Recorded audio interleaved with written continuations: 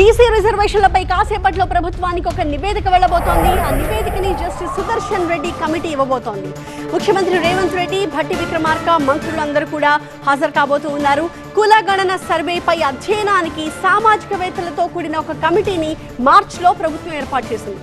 ఈ కమిటీకి చైర్మన్ గా సుదర్శన్ రెడ్డి, వైస్ చైర్మన్ గా కంచె ఐలయ్యను నియమించింది. కులగణన సర్వేలో భాగంగా వచ్చిన పలు అంశాలపై ఈ కమిటీ అధ్యయనం చేసి రిపోర్ట్ ని సిద్ధం చేసింది.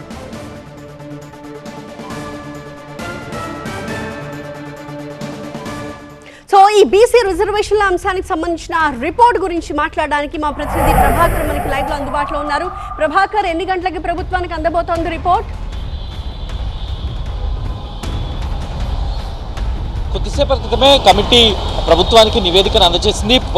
ఇప్పుడే సీఎం రేవంత్ రెడ్డి కూడా కమిటీతో మాట్లాడిన రిమార్క్స్ మాకు వచ్చాయి. ఇది కేవలం డేటా కాదు, తెలంగాణ మెగా హెల్త్ చెకప్. ఇది అంటే ప్రతి ఇంటిలోని అంశాలను, ప్రతి ఇంటిలోని పరిస్థితిని సమీక్షించేలా ఈ కులగణన జరిగింది, కులగణన సర్వే జరిగింది అంటూ రేవంత్ రెడ్డి కమిటీతో తన అభిప్రాయాన్ని వ్యక్తం చేశారు. దాంతోపాటుగా రాహుల్ గాంధీ ఇచ్చిన మాట మేరకే ఈ నివేదికను మేము తయారు చేశాము, ఈ కులగణన చేశాము. ఇది దేశానికి రోడ్ మ్యాప్గా మారింది. స్వాతంత్రం వచ్చిన దగ్గర నుంచి మొదటిసారి ఈ కులగణన నిర్వహించి రికార్డు సృష్టించామంటూ కూడా ఇంకొక కామెంట్ చేశారు. అట్లాగే అర్బన్ రూరల్ ఏరియాల మధ్య వ్యత్యాసాలు ఇప్పటి వరకు ఉన్నాయి, ఇది ఎందుకు ఉన్నాయి అనే కారణాలను కూడా దీంట్లో విశ్లేషించామని చెప్తున్నారు. ఇక కమిటీ కూడా జస్టిస్ బి సుదర్శన్ రెడ్డి చైర్మన్గా ఉన్నారు, సుప్రీంకోర్టు మాజీ న్యాయమూర్తి. అట్లాగే వైస్ చైర్మన్గా ప్రొఫెసర్ కంచె ఐలయ్య ఉన్నారు, కన్వీనర్గా ప్రవీణ్ చక్రవర్తి ఉన్నారు. ఈ ముగ్గురుతో పాటుగా సభ్యులు కూడా చాలామంది సభ్యులతో కూడిన కమిటీని ప్రభుత్వం నియమించింది. కులగణన జరిగిన తీరును పరిశీలించాలని కమిటీకి చెప్పిన నేపథ్యంలో కమిటీ పూర్తి స్థాయిలో కూడా దీనిపైన సంతృప్తిని వ్యక్తం చేసింది.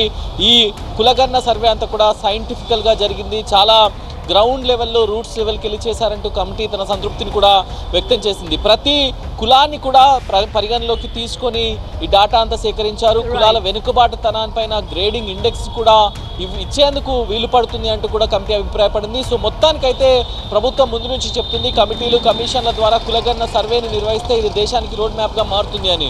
దాని తర్వాత కాంగ్రెస్ గవర్నమెంట్ కానీ, కాంగ్రెస్ పార్టీ కానీ క్లెయిమ్ చేసుకుంటూ వచ్చింది. కేంద్ర ప్రభుత్వం ప్రకటించిన కులగణన కూడా కాంగ్రెస్ పార్టీ క్రెడిట్ అని కూడా ప్రకటించుకుంది. సో మొత్తానికైతే ఒక సైంటిఫిక్గా ఉండాలి, దీనికి మొత్తానికి కూడా ఒక సార్థకత రావాలి అనే ఉద్దేశంతోనే ఈ కమిటీలను ఏర్పాటు చేసింది. ఈ రోజు ఆ రిపోర్ట్ ను ప్రభుత్వానికి అందజేసింది.